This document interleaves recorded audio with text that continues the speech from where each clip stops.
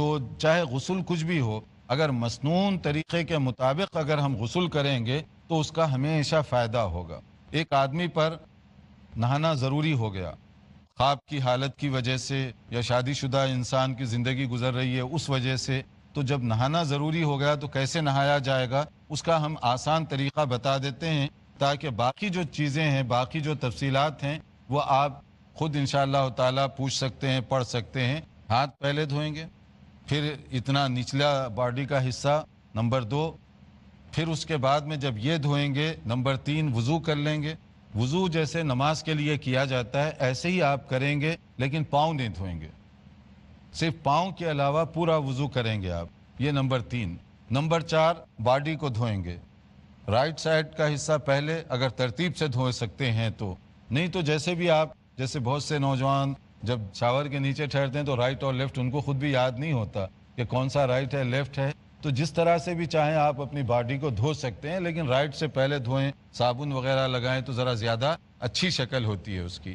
پھر اس کے بعد لیفٹ کا حصہ، پھر پاؤں وغیرہ کا نچلا حصہ جو بھی آپ دھونا چاہیں وہ دھو لیں۔ جب کمپلیٹ آپ کا نہانا ہو گیا، جب باتھ روم سے آپ نکلنا چاہ رہے ہیں جب پاؤں دھو لیں گے آپ، کیونکہ وضو آپ نے پہلے کیا تھا، پاؤں دھونا باقی رہ گیا تھا، اب باتھ روم سے نکلتے وقت پاؤں دھو لیں گے۔ یہ غسل بھی ہو گیا، وضو بھی ہو گیا۔ اس کے بعد آپ نماز بھی پڑھ سکتے ہیں، الگ سے پھر دوبارہ وضو کی ضرورت نہیں ہے، کیونکہ آپ کا اسی کے اندر غسل اور وضو دونوں چیزیں کور ہو رہی ہیں۔ اور یہی طریقہ مردوں کے لیے بھی ہے، یہی طریقہ عورتوں کے لیے بھی ہے کہ اس سے پوری باڈی بھی ان کی دھل جائے گی، صاف ہو جائے گی، وضو بھی ہو جائے گا اور یہ مسنون طریقہ بھی ہوگا۔ تو یہ بہت آسان اور یہ بہت سمپل طریقہ ہے۔ پھر جب آپ جو ہے باہر آئیں گے تو وضو کے بعد کی جو دعا ہے آپ وہ پڑھ لیں گے، تو اس طرح سے آپ پاک و صاف ہو گئے۔ تو یہ ہے غسل کا بہت سمپل آسان طریقہ، میں سمجھتا ہوں کہ اس میں کوئی اشکال کی بات باقی نہیں ہوگی۔ دیکھو، غسل کے تعلق سے ایک سوال تھا کہ مطلب آپ نے سر کے جڑوں تک پانی ڈالنے کے بارے میں نہیں بتایا، تو کیا یہ ضروری ہے سر پر 3 بار پانی بہایا جائے یا بالوں کی جڑوں تک پانی پہنچایا جائے؟ کیونکہ اس کا ذکر نہیں کیا آپ نے ابھی غسل کے طریقے میں۔ دیکھیے اصل میں پوری باڈی کو جب دھوئیں گے تو سر بھی اس کے اندر آ گیا، باڈی بھی آ گئی، سب جگہ کو دھونا یہ ضروری ہے۔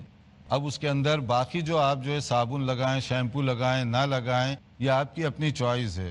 پانی ہر جگہ پہنچنا یہ ضروری ہے۔ اسی لیے ہم نے کہا نا کہ کوئی حصہ خشک نہ رہنے پائے، کہ جب آپ غسل کریں گے، پانی اوپر سے ڈالیں گے، سر وغیرہ دھوئیں گے تو وہ سارا حصہ جو ہے تر ہو جانا یہ بہت زیادہ ضروری ہے۔ بتا بھی دیں کہ کس طرح سے اسٹیپس وائز، تاکہ جو ہے نا آسان ہو جائے۔ اور یہی طریقہ اگر نارمل غسل کے لیے بھی آپ اپنائیں، یعنی فریش ہونے کے لیے جب نہاتے ہیں اسی طریقے کے مطابق آپ نہائیں گے تو عادت بھی ہو جائے گی، ثواب کا ثواب بھی ملے گا، پاک صاف بھی ہوں گے۔ جی، ضرورت ہو تو استنجا کیا جائے۔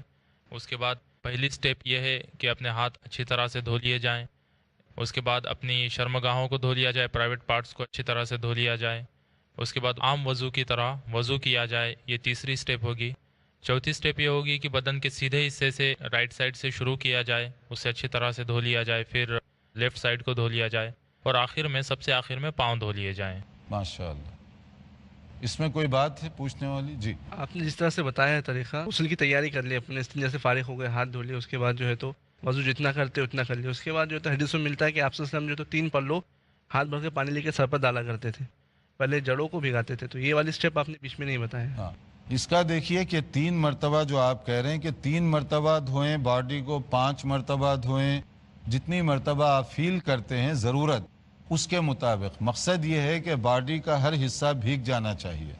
اگر ہر حصہ بھیگ گیا تو آپ کا غسل ہو گیا۔ اب بعض اوقات بعض لوگ یہ کرتے ہیں کہ پورا نہانے کے بعد 3 دفعہ ادھر پانی ڈالتے ہیں، چاہے وہ جگ سے ڈالیں یا کسی سے بھی ڈالیں، خاص طور پہ ناپاکی کا غسل کرتے وقت 3 مرتبہ ادھر پھر 3 مرتبہ ادھر، یہ ہمارا کلچرل طریقہ ہے۔ وہ طریقے کا بیک گراؤنڈ شاید اس لیے ہو کہ لوگ جلدی جلدی میں غسل صحیح نہیں کرتے، کسی نے یہ سوچا ہوگا، ورنہ اگر پورا بدن بھیگ رہا ہے تو بس کافی ہے اس کے لیے، یہ صحیح طریقہ ہے۔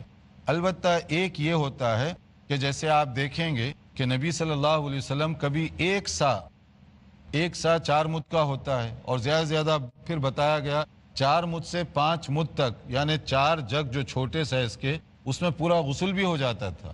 اگر اس طرح کا کوئی غسل کرے تو اس وقت وہ یہ اہتمام کرے گا جس کی طرف آپ نے نشاندہی کی، مثلا پانی ہاتھ میں لے کر اتنے ہی پانی سے پورا سر اس کو بھگانا بھی ہے، پورا سر تک وہ پانی پہنچائے گا، اس وقت ایک ایک قطرہ جو ہے وہ آدمی گن کر استعمال کرے گا۔ اور اب اکثر وہ بیشتر شاور کے نیچے ٹھہرتے ہیں، تو آپ خود کاؤنٹ کر لیں کتنے بالٹی پانی پورا غسل ہونے تک خرچ ہوتا ہوگا۔